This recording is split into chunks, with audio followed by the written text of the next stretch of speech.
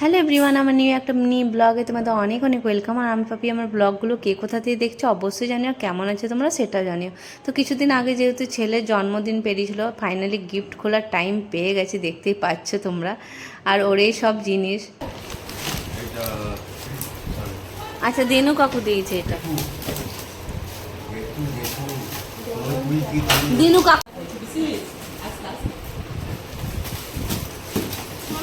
না। আয় দেখো চলে এসে গিফটে, ভালো লাগছে। আচ্ছা দেখো আর একটা গাড়ি পড়েছে, খুশি?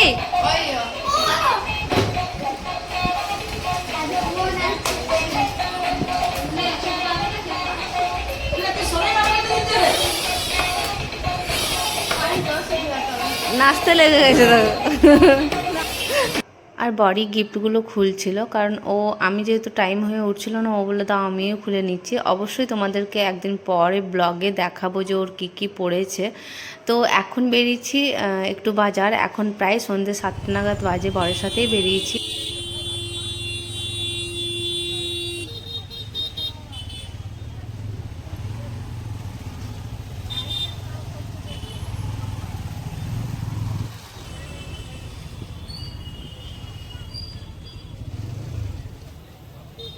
খুব সুন্দর। আপনার গ্লাস আছে, বড় জায়গা আপনার পেয়ে যাবেন। ঢুকতে পারি একটু, ঢোকা যাবে? টানতে পারো, টানতে না। তো আমার যেহেতু শোকেসটা একদমই খারাপ হয়ে গেছে, ওই জন্য দেখো আমি নতুন শোকেস একটা কিনতে এসেছি। আর মাঝখানে এই ড্রেসিং টেবিলটা আমার খুব ভালো লেগেছিলো, কিন্তু বর বললো এদিকে আর তাকাও না, তুমি যেটা কিনতে এসছো সেটাই কেনো। তো কিছু করার নেই।